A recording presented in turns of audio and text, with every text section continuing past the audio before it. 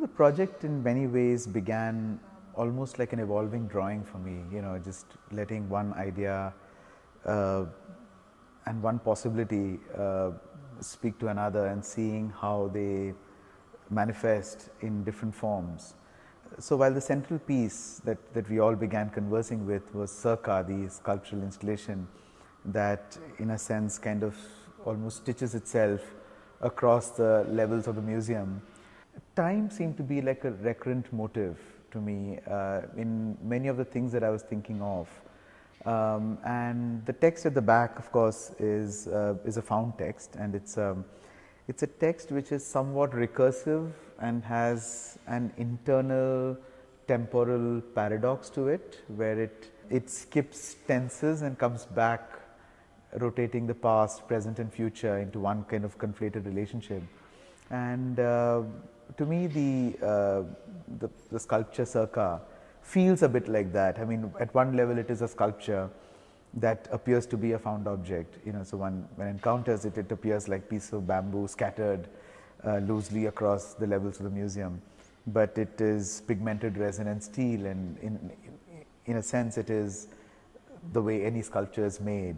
And yet, to me, at another level, it almost seems to be more of a scripture than a sculpture, because the one image that recurs through all of Circa is this image of an animal trying to eat, and often that animal is eating another animal. And this sort of almost like the cycle of life image is something I found, and for the last 5 years it's also continued to intermingle with many things I do. It was found in the entrance to the Victoria Terminus building, where this porch that takes 2 million people through its corridor every day actually has an image of animals at times eating, at times devouring each other, forming this peculiar image of sustenance and violence with an internal ambivalence that I have not been able to resolve. And it almost became like an alphabet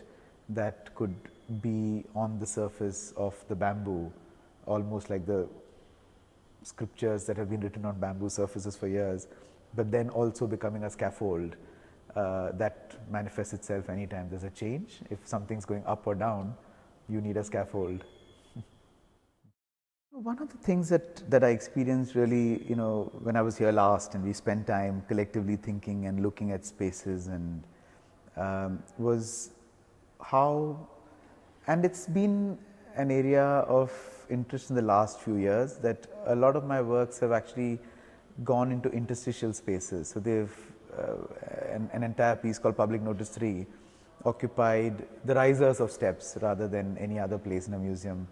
at the Art Institute of Chicago in 2010. And similarly for me, it's almost the space that non-spaces were the most active, and in a sense this deep space that divides at double height between the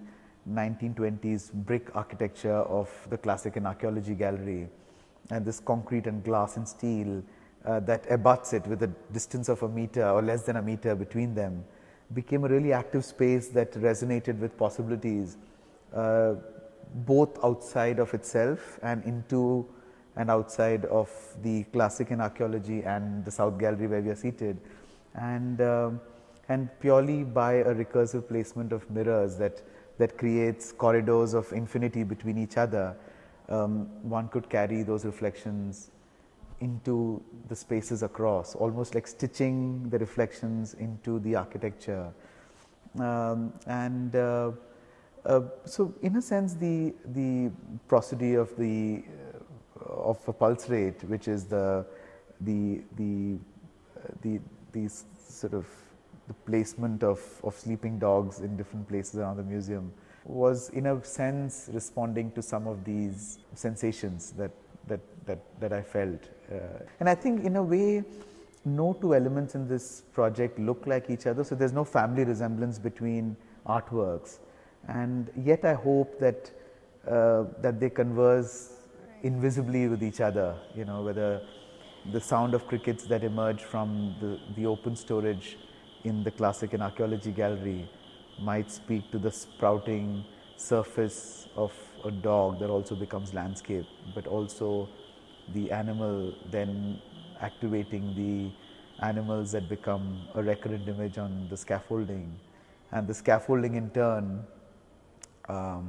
almost like a doppelganger to itself, evoking cracks on a wall, but cracks that are not crevices, but cracks that are reflections, holding within the crack the entire museum, because any mirror always holds the possibility of holding the entire room